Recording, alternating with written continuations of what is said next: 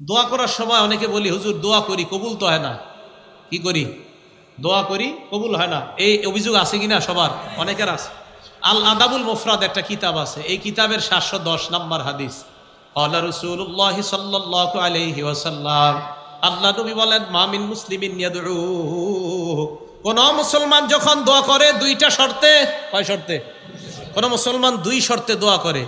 এক নাম্বার, লাইসা বিইসমিন, কোন গুনাহের দোয়া করা যাবে না। এখন সিনেমা হল চালু করার আগে দোয়া করে, আবার সিনেমার উদ্বোধন হবে, মহরত, শুভ মহরতের আগে দোয়া করে, হুজুর নিয়ে দোয়া করায়। কিসের উদ্বোধন? সিনেমা মহরতের উদ্বোধন। আরে নবী বলছেন দুই শর্তে দোয়া করা। এক, গুনাহের দোয়া করা যাবে না। সারা দুনিয়াকে জানায়া দেন, 1 কোটিবারও যদি গুনাহের দোয়া করা হয়, আল্লাহ এই দোয়া শুনবেই না, কবুলই করবে না। সিনেমার দোয়া করে লাইসা বিইসমিন, 1 নাম্বার, গুনাহ করা যাবে না, গুনাহের কোনো দোয়া এটা করা যাবে না। 2 নাম্বার, রকতিয়াতি রহিম, আত্মীয়তার সম্পর্ক ছিন্ন করার দোয়া করা যাবে না। আল্লাহ আমার বোনকে যাতে আমি না দেখতে পারি, এই দোয়া করা যাবে না। আল্লাহ আমার বোন আমার কাছে সম্পত্তি পায়, ওরে তাড়াতাড়ি মারেন, এরকম দোয়া করা যাবে না। তাহলে 2টা শর্ত, লাইসা বিইসমিন 1 নাম্বার, গুনাহের দোয়া করা যাবে না। 2 নাম্বার, রকতিয়াতি রহিম, আত্মীয়তার সম্পর্ক ছিন্ন করার দোয়া করা যাবে না। এই 2 শর্তে যদি আপনি দোয়া করেন, আল্লাহ পাক রব্বুল আলামিন ইল্লা আ'তাহুল্লাহু ইহদা সালাস, আপনার দোয়াটা আল্লাহ 3 পদ্ধতির 1 পদ্ধতিতে কবুল করবেন। কয় পদ্ধতি?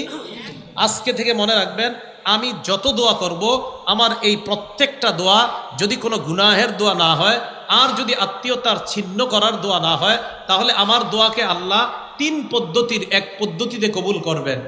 1 নাম্বার, ইম্মা আইয়ু আজ্জিলা লাহু, আল্লাহ তাকে নগদেই দোয়া কবুল করে, দুনিয়াতেই তার দোয়া কবুল করবেন। 1। 2 নাম্বার, ইম্মা আইয়াদাখিরা লাহু ফিল আখিরাহ, ওই বান্দার এই দোয়াটা দুনিয়াতে আল্লাহ কবুল করবে না, আখিরাতে আল্লাহ তার জন্য দমা করে রাখবেন, আখিরাতে আল্লাহ তার দোয়াটা কবুল করে নেবেন। এটা হলো 2 নাম্বার। 3 নাম্বার, ওয়া ইম্মা আইয়াদফা আনহু মিনাসসুই মিসলাহা, আপনি যে দোয়াটা করলেন, হয়তো আল্লাহ ওই দোয়াটা কবুল না করে আপনার উপর একটা বালা মুসিবত আছে, এই বালা মুসিবতটা আল্লাহ দূর করে দিয়ে আল্লাহ আপনার দোয়া কবুল করে নেবেন। আপনি দোয়া করছেন, আল্লাহ আমারে 500 টাকার ব্যবস্থা করে দেন, আল্লাহ আপনার উপরে দেখতেছে একটা বিপদ আছে, তো হয়তো 500 দিবে না, উল্টা আপনার ওই বিপদটার থেকে আল্লাহ আপনাকে উদ্ধার করে দিবেন। তাহলে আমরা দোয়া করলে কয় পদ্ধতিতে, যে কোনো 1 পদ্ধতিতে আল্লাহ দোয়া কবুল করেন। 3 পদ্ধতি। 1 নাম্বার, হয়তো নগদ দুনিয়াতে দিয়ে দিবেন। 2 নাম্বার, হয়তো দুনিয়াতে দিবে না, আখেরাতে দিবেন। অথবা 3 নাম্বার, ওই দোয়া কবুল করবে না আল্লাহ, এটার পরিবর্তে কোনো মুসিবত আল্লাহ দূর করে দিবেন। আল্লাহ আমাদেরকে কথাগুলা বোঝার তৌফিক দান করেন। তিরমিজি শরীফের একটা বর্ণনা, ইবনে মাজার একটা বর্ণনা, রাসূল আকরাম সাল্লাল্লাহু আলাইহি ওয়াসাল্লাম বলেন, কোন বান্দা যখন আল্লাহর কাছে দোয়া করে, ইন্না রাজুলা লা ইহরামুর রিজক বিল্লাযী বিযামবিল্লাযী ইউসিবু, বান্দা গুনাহের কারণে লা ইহরামুর রিজক, রিজিক থেকে বঞ্চিত হয়। আমি আবার বলছি, ক্বালা রাসূলুল্লাহ সাল্লাল্লাহু আলাইহি ওয়াসাল্লাম, আল্লাহ নবী বলেন, ইন্না রাজুলা লা ইহরামুর রিজক বিযামবিল্লাযী ইউসিবুহু, বান্দা মাঝে মাঝে দোয়া করে, এই দোয়া আল্লাহ কবুল করে না। কয় কেন? কয় গুনাহের কারণে। এবার আল্লাহ নবী বলেন, শোনো, তোমার যদি কোনো গুনাহ হয়ে যায়, এই গুনাহ থেকে পরিত্রাণের জন্য তাড়াতাড়ি আল্লাহর কাছে দোয়া করো, কারণ এই গুনাহের কারণে তোমার উপর কোনো গজব আসতে পারে। এই গজব যেন না আসে, দোয়ার মাধ্যমে তাড়াতাড়ি গজব তুমি ঠেকায় নাও। পরের বর্ণনায় আল্লাহ নবী বলেন, আদ-দুআউ লা ইউরাদ্দু, অথবা তাকদীরু লা ইউরাদ্দু ইল্লা বিদ-দুআ। এই হাদিসের মধ্যে আসছে লা ইউরাদ্দুল কদরু ইল্লা বিদ-দুআ, ভাগ্য পরিবর্তন কেউ করতে পারে না, তবে দোয়ার মাধ্যমে কিছু কিছু বিষয় ভাগ্য আল্লাহ পরিবর্তন করে দেয়। দোয়া করলে আল্লাহ ভাগ্য পরিবর্তন করে দেয়। ভাগ্য 2 প্রকার, একটা মুবরাম আর একটা মুআল্লাক। মুবরাম মানে হবেই, এটা যা বলবেন আপনি হবে, জন্ম কবে, মৃত্যু কবে, কি কবে, এইগুলা হবে, এটা মুবরাম। আর একটা মুআল্লাক, ঝুলন্ত আপনার ভাগ্যটা। এই মুআল্লাক যেটা, এটা আল্লাহ চাইলে আপনার দোয়ার মাধ্যমে পরিবর্তন করে দিতে পারেন। আপনার ভাগ্যে আছে কিছু একটা ভয়ঙ্কর কিছু, এটা ঝুলে আছে, আর আপনি দোয়া করছেন, আল্লাহ আমার উপর যেন মুসিবত না আসে, আল্লাহ আমার উপর যেন মুসিবত না আসে। মাবুদ, আজকে সকালে যেই গুনাহ আমি করছি, এই গুনাহের কারণে আমার উপর গজব আসতে পারে, আল্লাহ গজব যেন না আসে। রসুল বলেন, এই দোয়া করতেই থাকো, করতেই থাকো, এই আল্লাহকে বলতে বলতে ওই গজব আল্লাহ সেখানে যে ঝুলন্ত রাখছে, এটা সেখান থেকে আল্লাহ দূর করে দিবেন। এই জন্য আল্লাহর কাছে দোয়ার মাধ্যমে ভাগ্য পরিবর্তন করে না। ইবনে মাজার 4022 নম্বর হাদিসের বর্ণনা তো আসছে যে রসুল আকরাম সাল্লাল্লাহু আলাইহি সাল্লাম এইভাবে আমাদেরকে শিখিয়ে দিয়েছেন। আরেক বর্ণনা আসছে অনাগত, একটা হলো অনাগত গজব যেটা এখনো আসে নাই, এটার জন্য দোয়া করা। কিভাবে? পাশের এলাকায় মহামারী লাগছে, আল্লাহর কাছে দোয়া করা, আল্লাহ এই মহামারী যেন আমার এলাকায় না আসে।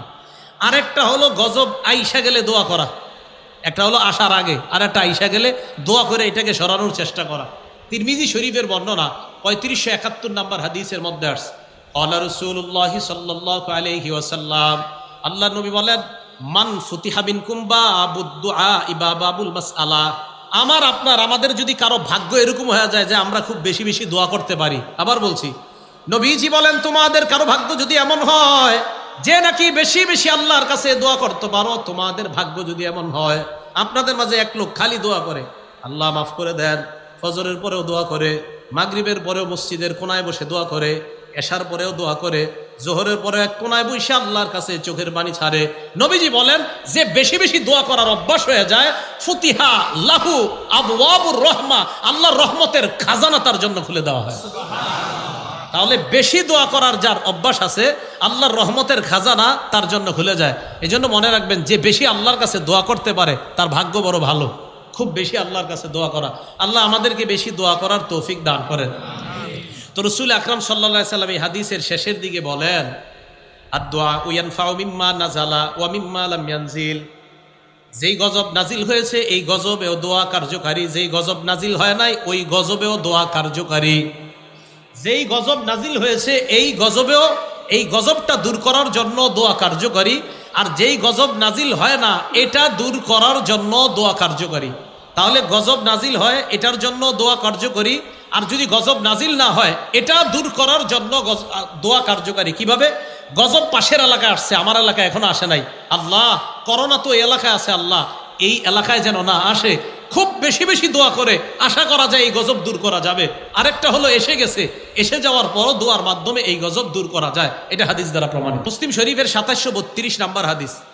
এই জায়গায় আপনারা বৈশা যদি আরবের কারোর জন্য দোয়া করেন, মনে করেন আপনার ভাই বিদেশ থাকে, আল্লাহ আপনি মাফ করে দেন, আল্লাহ কাশ্মীরের মুসলমানদেরকে হেফাজত করেন, আল্লাহ আরাকানের মুসলমানদেরকে হেফাজত করেন, এই দোয়া যদি আপনি করেন, মাবুদ যারা নির্যাতিত মুসলমান আলেম ওলামা তাদেরকে আপনি হেফাজত করেন, জুলুম থেকে আপনি বাঁচান, এই দোয়া যদি আপনি করেন। এবার হাদিস শোনেন, মুসলিম শরীফের 2732 নম্বর হাদিসের বর্ণনা, ক্বালা রাসূলুল্লাহ সাল্লাল্লাহু আলাইহি ওয়াসাল্লাম, আল্লাহ নবী বলেন, কোন মুসলমান যখন দোয়া করে লি আখিহি বিজহরিল গায়ব, কোন মুসলমান যখন তার ভাইয়ের জন্য দোয়া করে আড়াল থেকে মানে ওই ভাই এখানে নাই, তার জন্য যদি আমরা দোয়া করি, আমাদের মাজলুম কোন আলেম, মাজলুম মুসলমানরা কোথাও আছে, আমরা এখান থেকে তাদের জন্য দোয়া করলাম, নবীজি বলেন, ইল্লা ক্বালাল মালাক, একজন ফেরেশতা বলে, ওয়ালাকা বিমিসলিন, তুমি আমি দোয়া করলাম, আমার সাথে একবার বলেন, হে আল্লাহ মাজলুম মুসলমানদেরকে হেফাজত করেন।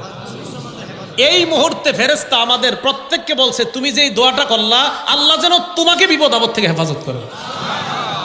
হ্যাঁ, এই মুহূর্তে ফেরেশতা বলছে, হ্যাঁ সত্যি বলছি, আমাকেও বলছে, ওয়ালাকা বিমিসলিন, তুমি যেই দোয়া মাজলুমদের জন্য করলা আল্লাহ যেন তোমাকেও জুলুম থেকে হেফাজত করে। পরের বর্ণনা 2733 মুসলিম শরীফের আগের যে বর্ণনাটা, এটা পরের বর্ণনাটা আসছে, ক্বালা রাসূলুল্লাহ সাল্লাল্লাহু আলাইহি ওয়াসাল্লাম, দাওয়াতুল মারইল মুসলিমি লিআখিহি বিজহরিল গায়ব মুস্তাজাবাহ, কোন মুসলমান যখন তার ভাইয়ের জন্য দূর থেকে দোয়া করে, মুস্তাজাবাহ, দোয়াটা কবুল হয়েই যায়।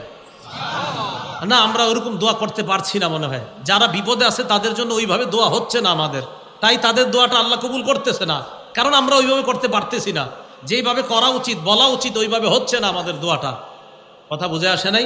কারণ দোয়া করার সময়ও 1000 ক্যামেরা ফিট করে রাখে যে দোয়াটা কালকে পেপারে দিবে, বুঝেন নাই? ওই দোয়া কেমনে হইব, দোয়াকারী চিন্তা করবো আমার কিরম দেখা যায় দেখি, সামনে যারা আছে এরাও এই চিন্তা করবে, আজীব এক মাসালা হয়ে গেছে, দোয়া করবেন কেমনে আপনি?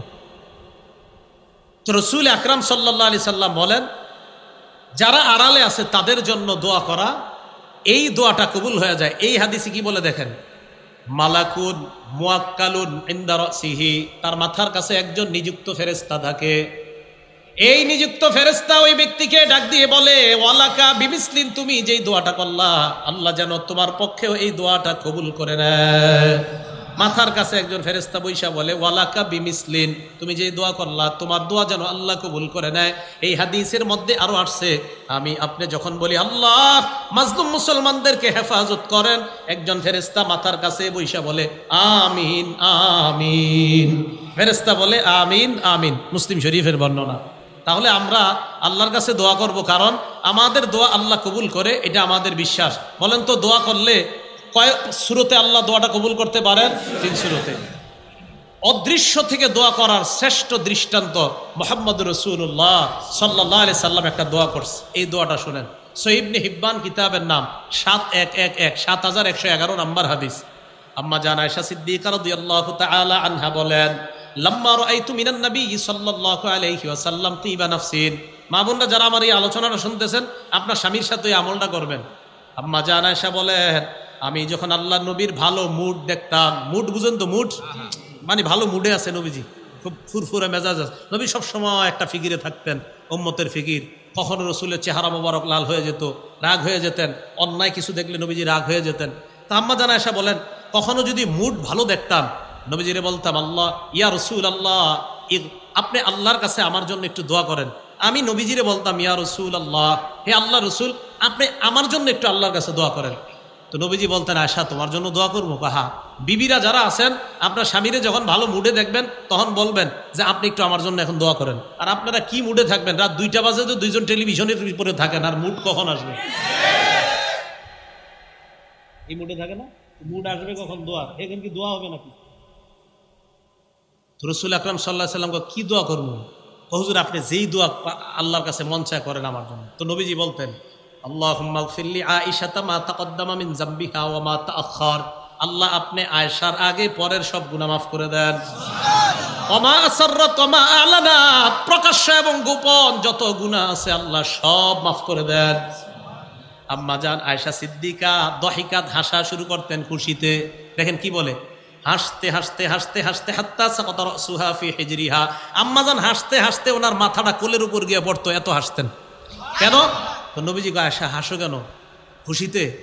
আল্লাহ রাসূল সাল্লাল্লাহু আলাইহি সাল্লাম আম্মা জান আয়েশা সিদ্দিকা বলতেন, আয়েশা আয়া সুররু কি দোয়াই, আমি দোয়া করলে কি তুমি অনেক খুশি হও? তো আম্মা জান আয়েশা বলে, জি হুজুর, আপনি যে দোয়া করেন খুশি, এই দোয়া শুনলে কার না খুশি লাগবে? তাই আপনার এই দোয়া শুই না আমি খুশিতে এত খুশি হয়ে যাই, হাসতে হাসতে আমার মাথা আমার শরীরের উপর পড়ে, এত পরিমাণ আমি খুশি হয়ে যাই। নবীজি বলেন, আয়েশা আমি যে এই দোয়াটা তোমার জন্য করলাম, তুমি অনেক খুশি হয়েছো না? হ্যাঁ। নবীজি কি বলে দেখেন, ইন্নাহা লা দুআই লি উম্মতি ফি কুল্লি সালাহ। আয়েশা আমি তোমার জন্য যে দোয়াটা করলাম, আমি যতবার নামাজ পড়ি, নামাজের পর আমি যতবার দোয়া করি, আমার উম্মতের জন্য ঠিক এই দোয়াটা ততবার করি।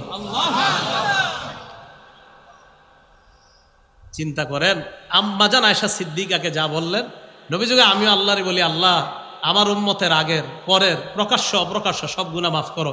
আমরা এখনো দুনিয়াতে আসি নাই, 1500 বছর আগে আমাদের জন্য দোয়া করে গেছেন। তো দূর থেকে আড়াল থেকে আমাদেরকে দেখে নাই যিনি, না দেখা যিনি দোয়া করার শ্রেষ্ঠ দৃষ্টান্ত দুনিয়াতে দেখায় গেছেন রাসূল আকরাম সাল্লাল্লাহু আলাইহি সাল্লাম। তাই বলেন, এখন যদি বুঝে এসে থাকে আমরা দোয়া করব কার কাছে? আল্লাহর কাছে। দোয়ার বিরোধিতা করবেন না তো? না না, দোয়ার বিরোধিতা করেন না। যারা দোয়া করতে জানে তাদের দিল বড় সাফ, দিল খুব সাচ্চা, এদের দিল বড় নরম থাকে। তাই আল্লাহকে বেশি বেশি ডাকা, আল্লাহকে যেন সবাই বেশি বেশি ডাকতে পারে, আল্লাহ তৌফিক দান করেন। তাহলে হেদায়েতের উপর থাকার 1 নাম্বার উপায় আল্লাহর কাছে দোয়া করা। বলেন আল্লাহর কাছে কি করা? দোয়া করা। এবার আসেন, হেদায়েত যে আল্লাহ আপনারে দিবে, কোন জায়গায় দিবে? আপনি মানুষটারে হেদায়েত দিবে? হ্যাঁ, বুঝেন? আল্লাহ যে আপনাকে হেদায়েত দিবে, আপনার কলবটাকে হেদায়েত দিবে। বলেন কাকে? সবাই বলেন কাকে হেদায়েত দিবে? দলিল সূরা তাগাবুন 11 নম্বর আয়াত। আল্লাহ বলেন, ওয়া মান ইউমিন বিল্লাহি ইয়াহদি কলবাহ। যে ব্যক্তি আল্লাহকে বিশ্বাস করে, আল্লাহর উপর বিশ্বাস রাখে, আল্লাহ তার কলবকে হেদায়েত দান করেন। বলেন আল্লাহ কাকে হেদায়েত দান করেন?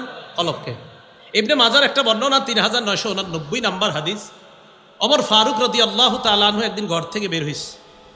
বের হওয়ার পর খরজা ইয়াওমান মিন বাইতিহি ইলা মসজিদি রাসূলিল্লাহি সাল্লাল্লাহু আলাইহি ওয়াসাল্লাম।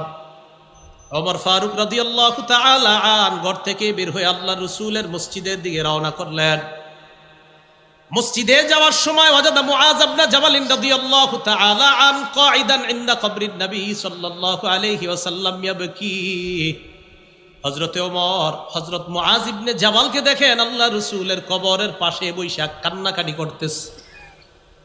ওমর ফারুক প্রশ্ন করলেন, মা ইউবকিকা, কান্নাকাটি কেন করো? মুআজ জবাব দিলেন, ইউবকিনি শাইউন সামিআতুহু মির রাসূলিল্লাহি সাল্লাল্লাহু আলাইহি ওয়াসাল্লাম, আমাকে একটা বিষয় কাঁদাচ্ছে, যে বিষয়টা আমি আল্লাহ রাসূলের কাছ থেকে নিজ কানে শুনছি। ওমর ফারুক কয়, কি শুনছো? জি, একটা কথা নবীজির মুখে শুনছি, এই কথাটা মনে পড়লে খালি আমি কান্না করি। আপনারা জানতে মন চায়নি কথাটা কি? দেখেন আমগো মাঝেও আস। ওমর ইবনুল খাত্তাব বলেন, কি কথা বলো? মুআজ ইবনে জাবাল বলেন, আল্লাহ রাসূল বলছেন, ইন্না ইয়াসীরার রিয়াই শিরকুন, সামান্যতম রিয়া করাও শিরিক, সামান্যতম লোক দেখানো আমল করাও শিরিক। সামান্যতম লোক দেখানো আমল করাও কি শিরিক। এই যে আল্লামা লেখা দিয়েছেন আপনারা, এই জায়গায় কি লেখা দিয়েছেন? হ্যাঁ, আল্লাহর কসম আমি খুশি হই নাই। এটা কেন লেখছেন? আল্লামা যে লেখছেন, আল্লামা বুঝেন কারে কয়? হ্যাঁ, মনে করেন 2-4টা হাদিস মুখস্থ বলতে পারি দেখি আমি আল্লামা। অনেকে আবার লেখে হাফিজুল হাদিস। হাফিজুল হাদিসের একটা সংজ্ঞা আছে তো, যেই পরিমাণ হাদিস মুখস্থ থাকলে হাফিজুল হাদিস বলা হয়, ওই পরিমাণ হাদিস আমার মুখস্থ নাই। তা আমার কেন হাফিজুল হাদিস লেখেন? এ আল্লামা লিখবেন না। আপনাদের এই লেখাতে আমি খুশি হইনি। আল্লামা লিখবেন না। যার সাথে মোবাইলে কথা বলেন ও বারবার বলে আল্লামা লেখা নিষেধ, হয়তো এই জায়গায় বলা হয় নাই। আল্লামা লিখেন না। আল্লামার একটা ওয়েট আছে, একটা ওজন আছে। বলতেছেন হুজুর আপনি খুব বিনয় দেখাচ্ছেন, ঘোড়ার ডিম দেখাইতেছে। আল্লামা এটা না লেখা বিনয় না, আল্লামা ও এত ঘোড়ার ডিমের ব্যাপার। আল্লামা কারে লেখেন আল্লামা? আমি তো বুঝি না কি লেখছেন এটা আল্লামা। মানে মন চাইলে লিখে দিয়েছেন আল্লামা। আল্লামারা সামনে আসে না, আল্লামারা নির্বিধিতে আড়ালে আছে, জায়গায় জায়গায় আছে। এদেরকে চিনবেন না, বুঝবেন না। এদেরকে খোঁজে খোঁজে ওলামা একরাম চিনে নেয় জায়গায় জায়গায়। আল্লামা যেখানে সেখানে আল্লাহর হস্তে লাগাই দিয়েন না। ইন্না ইয়াসীরা রিয়াই শিরকুন, সামান্য লোক দেখানো আমল করা শিরিক। এই সমস্ত হাদিস আমাদেরকে বিভিন্ন শব্দ লিখতে বাধা দেয়। রাসূল আকরাম সাল্লাল্লাহু আলাইহি সাল্লাম বললেন, ইন্না ইয়াসীরা রিয়াই শিরকুন, সামান্য রিয়া শিরিক, লোক দেখানো কিছু করা শিরিক। এখন আমি বয়ান করতেছি, মনে যদি একটু আসে, বয়ানটা জানি কেমন হইতেছে, লোকেরা কেমন বলে, বা শিরিক, হাসা কথা, শিরিক হয়ে গেছে।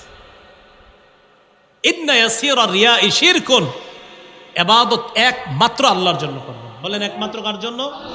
আল্লাহর জন্য। ইবাদত সামান্য অংশ কাউকে দেখানোর জন্য করা যাবে না। তো রাসূল সাল্লাল্লাহু আলাইহি সাল্লাম এরপর বলেন, ইন্নাল্লাহা ইউহিব্বুল আতকিয়া আল আবরার আল আখফিয়া, অথবা আল আবরার আল আতকিয়া আল আখফিয়া। নবীজি বলেন, নিশ্চয় আল্লাহ ভালোবাসেন আল আবরার পুণ্যবান, আল আতকিয়া মুত্তাকি, আল আখফিয়া যারা মানুষের থেকে নিজেদেরকে আড়াল রাখে, মানুষের থেকে নিজেদেরকে আড়াল রাখে। প্রকৃত আল্লামা যারা, তাদেরকে চিনবেন না, জানবেনও না।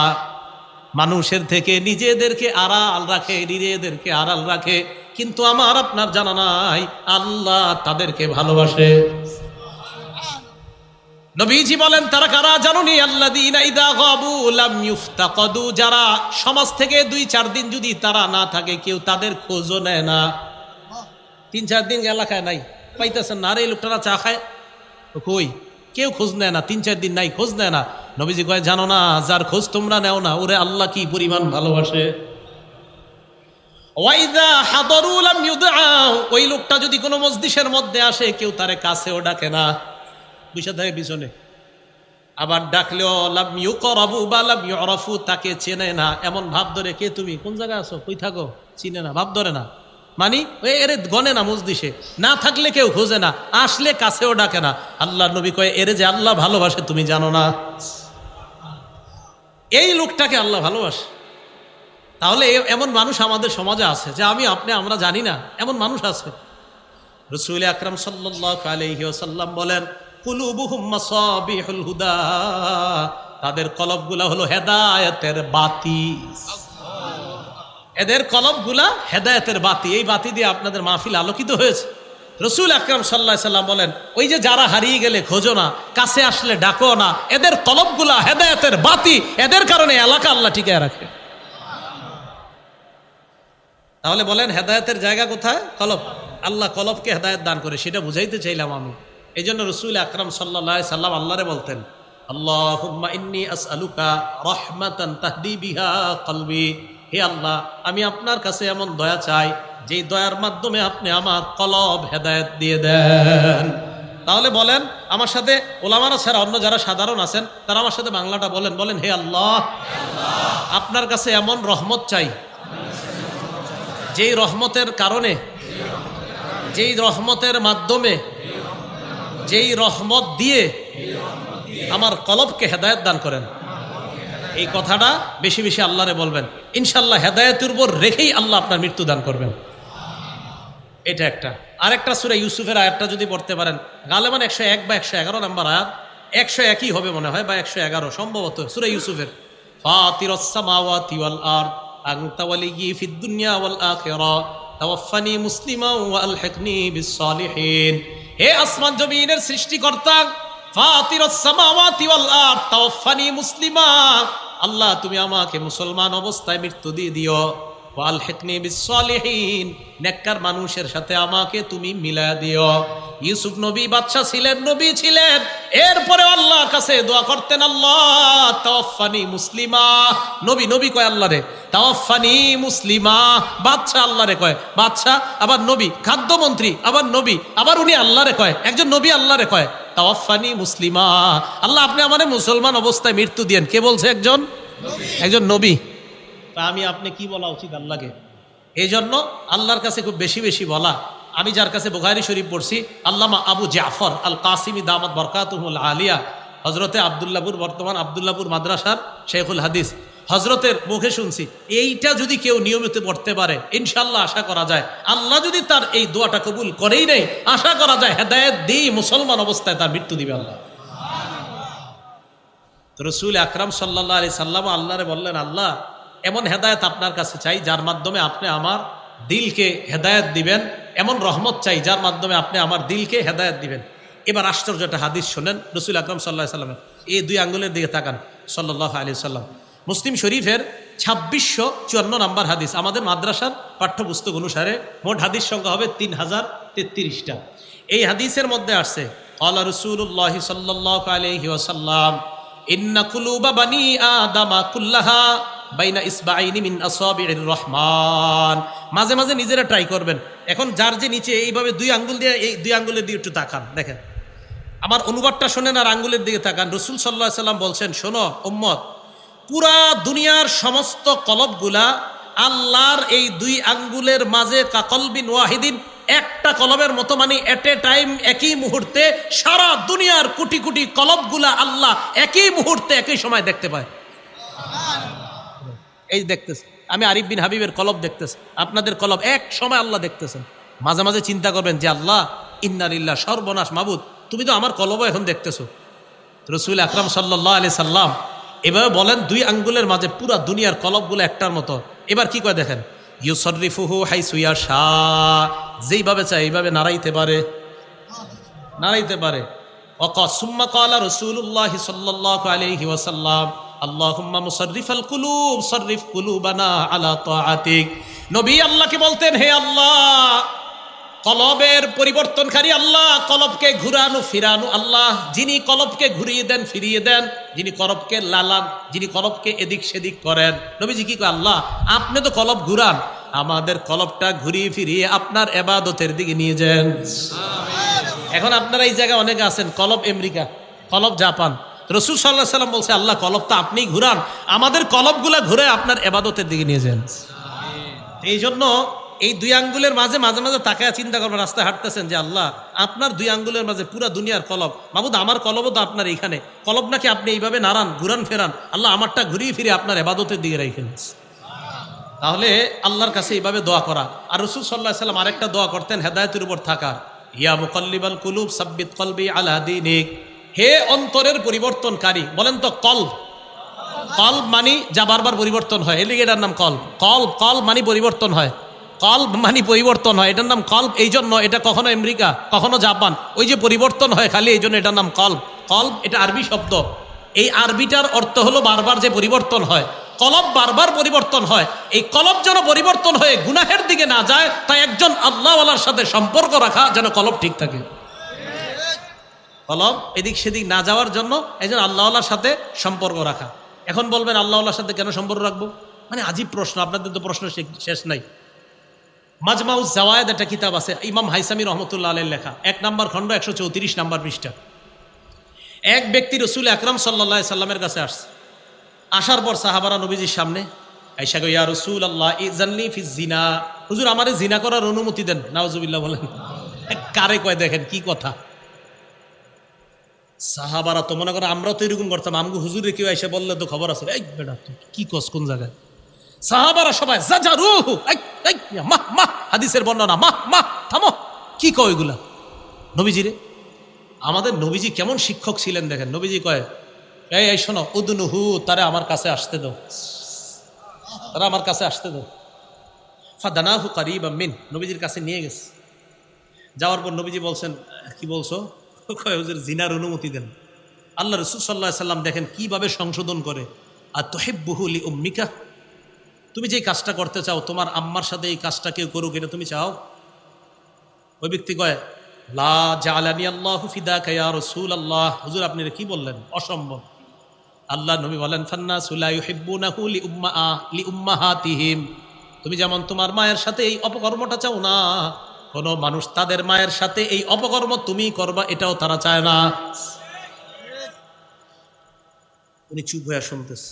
আর তুহিব্বুহু লি ইবনাতিক, তুমি কি তোমার মেয়ের সাথে এই অপকর্ম কেউ করো এটা পছন্দ করো? ওই ব্যক্তি জবাব দেয়, লা জাআলানি আল্লাহু ফিদাকা ইয়া রাসূলুল্লাহ, না হুজুর এটা অসম্ভব। আল্লাহ নবী বললেন, ফান্নাসু লা ইউহিব্বুনাহু লিযালিক, মানুষ এটা পছন্দ করে না যেই কারণে তুমি পছন্দ করো না। ফান্নাসু লা ইউহিব্বুনাহু লিবানাতিহিম, তাদের মেয়েদের সাথে এমন অপকর্ম তুমি করবা কোন বাবা এটা পছন্দ করবে না। আতুহিব্বুহু লিউখতিকা, তোমার বোনের সাথে অপকর্ম তুমি পছন্দ করবা কিনা? না ইয়া রাসূলুল্লাহ। আল্লাহ নবী বললেন, ফান্নাসু লা ইউহিব্বুনাহু লিআখাওয়াতিহিম, কেউ তাদের বোনের সাথে অপকর্ম করবা এটা পছন্দ করে না। আতুহিব্বুহু লিখালাতিকা, তোমার খালার সাথে কেউ অপকর্ম করবে পছন্দ করো? লা ইয়া রাসূলুল্লাহ, না এটা আমি পছন্দ করি না। ফান্নাসু লা ইউহিব্বুনাহু লিখালাতিহিম, মানুষ তার মায়ের সাথে খালার সাথে এই অপকর্ম করা পছন্দ করবে না। আতুহিব্বুহু লিআম্মাতিকা, তোমার ফুফুর সাথে এই অপকর্ম পছন্দ করবা কিনা? লা ইয়া রাসূলুল্লাহ। আল্লাহ নবী বললেন, ফান্নাসু লা ইউহিব্বুনাহু লিআম্মাতিহিম, কেউ তাদের ফুফুর সাথে তুমি এমন অপকর্ম করবা এটা পছন্দ করে না। আল্লাহ নবী এভাবে হাত রাখলেন, রাখার পর বললেন, আল্লাহুম্মা গফির যামবাহ, আল্লাহ তার গুনাহগুলো আপনি মাফ করে দেন। ওয়া তাহহির কলবাহ, আল্লাহ তার কলবটা আপনি পবিত্র বানায় দেন। ওয়া হাসসিন ফারজাহ, আল্লাহ তার লজ্জাস্থানটাকে আপনি একদম হেফাজত করেন। তাহলে শায়েখের দরকার আসেনি? শায়েখের দরকার আসেনি? এই যে শায়েখ বলতেছে, আল্লাহরে বলতেছে। আল্লাহর কাছে কেন যাবেন জানেন? আল্লাহ আপনার জন্য দোয়া করবে। আপনি তো ওনার কাছে যাবেন, যাওয়ার পর সব হালাত বলে আসবেন, হুজুর আমি তো এই সমস্যায় আছি। আপনি যে আইসা পড়ছেন, আপনি জানেন না উনি যে তাহাজ্জুদ পড়ে আপনার জন্য দোয়া করে। এই দোয়ার কারণে ওই যে আল্লাহরে বলে, আল্লাহ এই ছেলেটা আমার কাছে আসছে, আল্লাহ তারে গুনাহ করায়েন না। এই যে নবীজি বলতেছে, আল্লাহ তার গুনাহ মাফ করে দেন। অতহির কলবা, আল্লাহ তার কলবটা আপনি পবিত্র বানায় দেন। ও হাসিন ফারজা, আল্লাহ তার লজ্জাস্থানটাকে আপনি হেফাজত করেন। এই দোয়া করার পর সাহাবারা বলে, এই সাহাবার এমন অবস্থা হয়েছে ভবিষ্যতে, ফালাম ইয়াল তাফিত ইলা শাইইন, এর পর থেকে আর নারী তো দূরের কথা, কোনো জিনিসের দিকেও এইভাবে সে ঘুরে কখনো তাকাইতো না। তাহলে দেখেন, কলব পবিত্র করার জন্য একজন শিক্ষকের অবশ্যই প্রয়োজন। আমি বুঝাইতে চাইলাম, আল্লাহওয়ালা উলামায়ে কেরাম আশেপাশে যারা আছে, আল্লামা নুরুল হক সাহেব, আল্লামা মুফতি দেলাওয়ার সাহেব আসে, এদিকে আপনাদের হযরত মাওলানা শেখুল হাদিস হেলাল উদ্দিন সাহেব আছেন, আরও বড় বড় উলামায়ে কেরাম, আপনাদের ফুলবাড়িয়ার শেখুল হাদিস সাহেব মনে মারা গেছেন না, উনি নাকি কোন আরেকজন মারা গেছেন, ফজলুল হক সাহেব, এই যে কিছুদিন আগে যিনি মারা গেলেন, এই সাভারের আশেপাশে ধামরায়ের ইসলামপুর মাদ্রাসা শেখুল হাদিসের। তো যাই হোক, বড় বড় উলামায়ে কেরাম যারা, তাদের সাথে কেন সম্পর্ক রাখবেন? আল্লাহ ওয়ালাদের সাথে যাদের সম্পর্ক, ওনারা আপনার কলবকে এমনভাবে সংশোধনের কাজ করবে যে আপনার মাথায়ও আসবে না, এত সুন্দরভাবে কাজ করবে। তো বুঝাইতে চাইলাম, কলবটার মধ্যেই হেদায়েত দেয় আল্লাহ, এটা হেদায়েতের জায়গা। তা এটা সাফ করার জন্য একজন শিক্ষকের প্রয়োজন, এটা বুঝাইতে চাইলাম। আল্লাহ আমাদের সকলকে যেন কলবের ভিতর হেদায়েতের নূর ঢুকায় দেয়, আল্লাহ তৌফিক দান করে। তাহলে বলেন, হেদায়েতের জায়গা কই? কলব। আল্লাহর কাছে দোয়া করব হেদায়েতের, আল্লাহ হেদায়েত দেয় কলবকে, কারণ হেদায়েতের জায়গা কলব। শুধু হেদায়েতের জায়গা যে কলব এমন না, ইমান যেই জায়গায় আল্লাহ ফিট করে দেয় এই জায়গাটার নামও কলব। সুবহানাল্লাহ। দলিল সূরা মুজাদালার 22 নম্বর আয়াত দেখেন আল্লাহ কি বলে, উলাইকা কাতাবা ফি কুলুবিহিমুল ঈমান, তাদের অন্তরের মধ্যে আল্লাহ ঈমান লিপিবদ্ধ করে দিয়েছেন। অন্তরে আল্লাহ ঈমান লিপিবদ্ধ করে দিয়েছেন, কলবের মধ্যে আল্লাহ ঈমান লিপিবদ্ধ করে দিয়েছেন। শুধু তাই নয়, এই কলব কেন হেদায়েতের নূর ঢুকানো দরকার, কারণ কলবের মধ্যে আল্লাহ কোরআন রাখে। কি রাখে? কি কোরআন যে কলবে থাকে না জানেন না?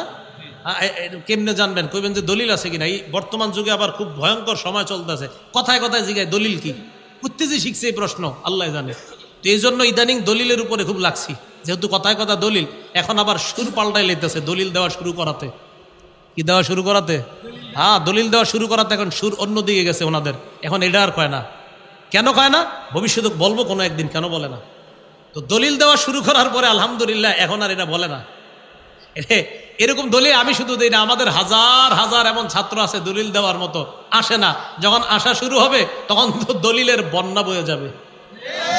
এই জন্য আপনারা বুঝবেন না, এদেরকে আনা হয় না, এখন আসে না। আসবে যখন দলিলের বন্যা বসবে, তখন বুঝবেন কি যে খালি আরেকজনকে বলেন 20 বছর বেটায় একটা আমল করে, আর আপনি হঠাৎ করতে একদিন বাংলা বই একটা বইরা এসে বলতেছেন আপনার ইবাদতে ভুল আছে। হ্যাঁ, উনি গোড়ার গস কাটছে 16 বছর মাদ্রাসায়।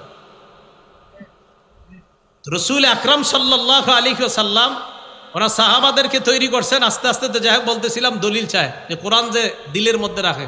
সূরা বাকারাতে আল্লাহ বলেন, ইয়াহুদি খ্রিস্টানরা, ইয়াহুদিরা বিশেষ করে বলে, মান কানা আদুওয়াল লিজিবরিলা, নবী আপনি বলেন যারা বলে জিবরিল হলো তাদের শত্রু, ফাইন্নাহু নাযালাহু আলা কলবিকা, আপনি বলেন জিবরিল আমিন আল্লাহর হুকুমে, ফাইন্নাহু নাযালাহু আলা কলবিকা বিইজনিল্লাহ, আল্লাহর হুকুমে জিবরিল আমিন কোরআনটা আপনার কলবের মধ্যে রেখে দেন।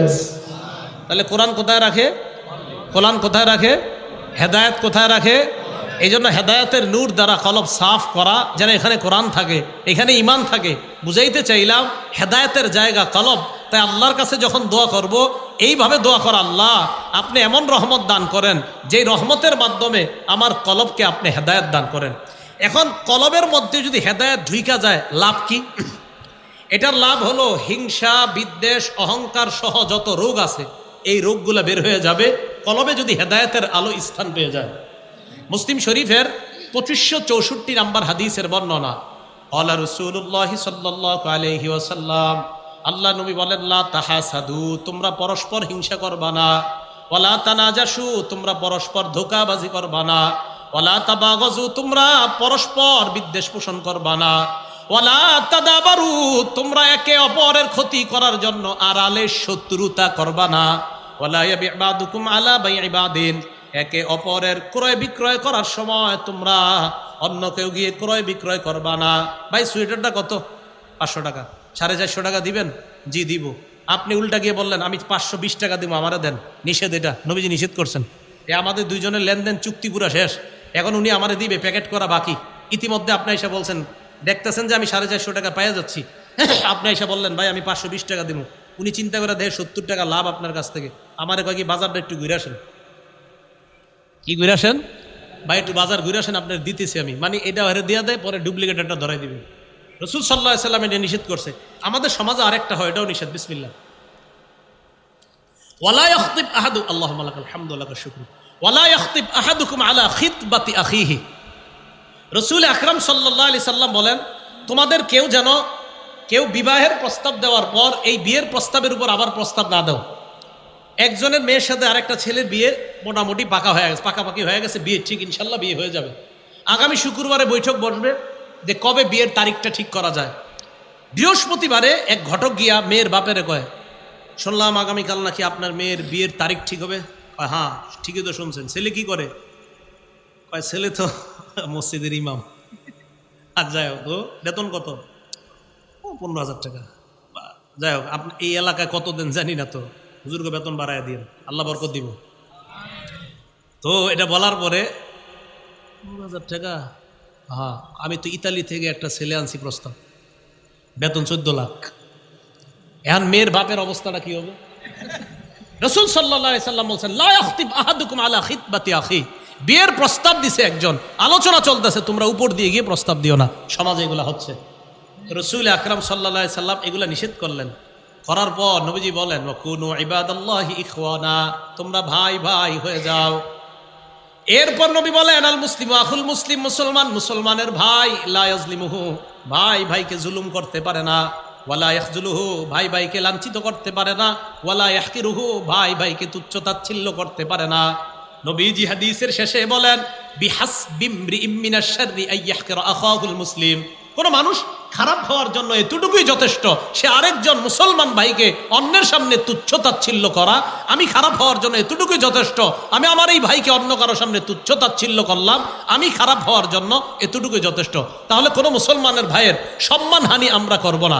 এই হাদিস পুরাটা কেন শোনাইলাম এখন দেখেন। রসুল বলে আত্তাকওয়া হাহুনা, আত্তাকওয়া হাহুনা, আল্লাহ নবী বলেন আত্তাকওয়া হাহুনা, এই শোনো শোনো, এখানে তাকওয়া, এখানে তাকওয়া, মানে কলবে তাকওয়া, কলবে তাকওয়া, এই তাকওয়াটা কলবে ঢুকতে হবে। তাই বললাম হেদায়েতের নূর যখন এখানে চলে আসবে, কোরআনের নূর, হেদায়েতের নূর, তাকওয়া সহ, ইমানের নূর সহ সমস্ত নূর আল্লাহ এই কলবের মধ্যে ঢুকায় দেবে। এখান থেকে হেদায়েতের জন্য আল্লাহর কাছে দোয়া করা, আল্লাহ আমার কলবকে হেদায়েত দান করেন। এই জন্য ইমাম মুআবিয়া রাদিয়াল্লাহু তাআলা আনহুর ব্যাপারে রসুল আকরাম সাল্লাল্লাহু আলাইহি সাল্লাম খুব দোয়া করতেন, আল্লাহুম্মা জাআলহু হাদিয়া মাহদিয়া ওয়াহদিবি, আল্লাহ তাকে আপনি হেদায়েত দানকারী, অন্য মানুষকে যেন হেদায়েতের দাওয়াত দিয়ে সে একজন মানুষের হেদায়েতের জরিয়া হতে পারে এমন বানান, তাকেও আপনি মাহদি বানায়া দেন, হেদায়েত প্রাপ্ত বানায়া দেন, তার মাধ্যমে অন্যের হেদায়েত দেন। এই যে হেদায়েত দেওয়া, এর দ্বারা উদ্দেশ্য করম, কারণ অন্য বর্ণনে আছে আল্লাহুম্মা হদি কলবা, আল্লাহ তার কলবকে আপনি হেদায়েত দান করেন। জায়গা কই? কলব।